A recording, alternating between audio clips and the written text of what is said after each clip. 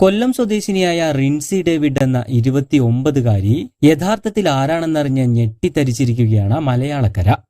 ഒരാഴ്ചക്കിടെ 2 തവണയാണ് ഇവരുടെ ഫോട്ടോ അടങ്ങിയ വാർത്തകൾ സോഷ്യൽ മീഡിയയിലൂടെയും വാർത്താമാധ്യമങ്ങളിലൂടെയുമെല്ലാം പുറത്തുവന്നത്. അധികം കേട്ടുകേൾവിയില്ലാത്ത വ്യത്യസ്തമായ ഒരു തൊഴിൽ ചെയ്ത് ജീവിക്കുന്നത് കൊണ്ട് തന്നെയാണ് റിൻസി പ്രശസ്തയായിട്ടുള്ളത്.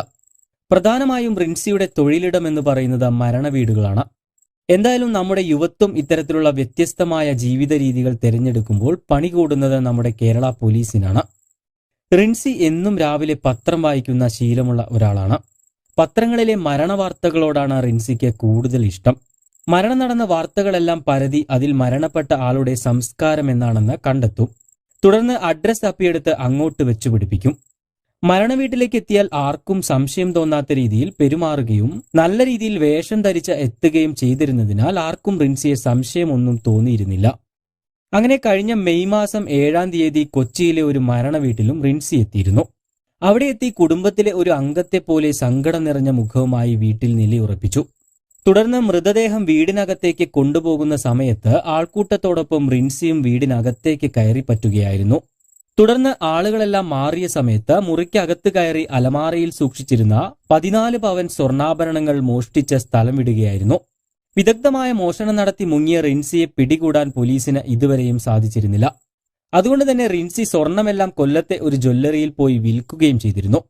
എന്നാൽ തന്റെ തൊഴിലിനോടുള്ള അടങ്ങാത്ത ആത്മാർത്ഥത കൊണ്ട് ഓഗസ്റ്റ് 19-ാം തീയതി വീണ്ടും പെരുമ്പാവൂരിലെ ഒരു മരണവീട്ടിലേക്ക് റിൻസി എത്തി. അവിടെയും ഇതുപോലെ മൃതദേഹം പള്ളിയിലേക്ക് കൊണ്ടുപോയ സമയത്ത് വീടിനകത്ത് കയറിപ്പറ്റി കട്ടിലിനടിയിൽ സൂക്ഷിച്ചിരുന്ന ബാഗ് എടുത്ത് മുങ്ങുകയായിരുന്നു. എന്നാൽ അവിടെ റിൻസിക്ക് പണി പാളി.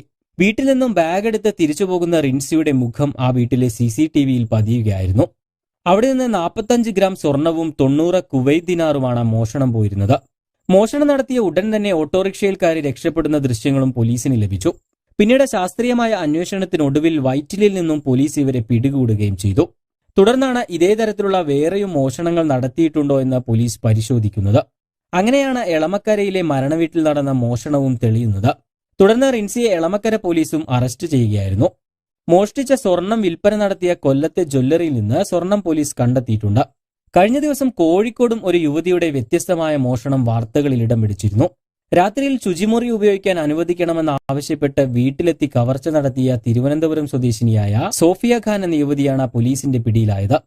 വീട്ടിലെത്തി മൂത്രമൊഴിക്കണമെന്ന് ആവശ്യപ്പെടുകയും ശുചിമുറി കാണിച്ചു കൊടുത്തപ്പോൾ ഒറ്റയ്ക്ക് പോകാൻ പേടിയാണെന്നും കൂട്ടുവരുമോ എന്നും വീട്ടമ്മയോട് ചോദിക്കുകയായിരുന്നു. തുടർന്ന് ശുചിമുറിക്ക് അകത്ത് കയറിയ യുവതി പിന്നീട് വാതിൽ തുറന്ന് പുറത്തേക്ക് എത്തിയത് ഒരു കത്തിയുമായിട്ടായിരുന്നു. തുടർന്ന് വീട്ടമ്മയെ കത്തികാട്ടി ഭീഷണിപ്പെടുത്തി കഴുത്തിൽ കിടന്ന മാല പൊട്ടിച്ചെടുക്കുകയായിരുന്നു. എന്നാൽ വീട്ടമ്മ ബഹളം വെച്ച ആളെ കൂട്ടിയതിനാൽ യുവതി ജീവനും കൊണ്ട് ഓടി രക്ഷപ്പെടുകയായിരുന്നു. പിന്നീട് CCTVകൾ കേന്ദ്രീകരിച്ച് നടത്തിയ അന്വേഷണത്തിനൊടുവിലാണ് പോലീസ് ഇവരെ പിടികൂടുന്നത്. എന്തായാലും ഇത്തരത്തിലുള്ള കേട്ടുകേൾവിയില്ലാത്ത മോഷണ രീതികൾ ഓരോരുത്തരും ശ്രദ്ധിക്കേണ്ടത് തന്നെയാണ്.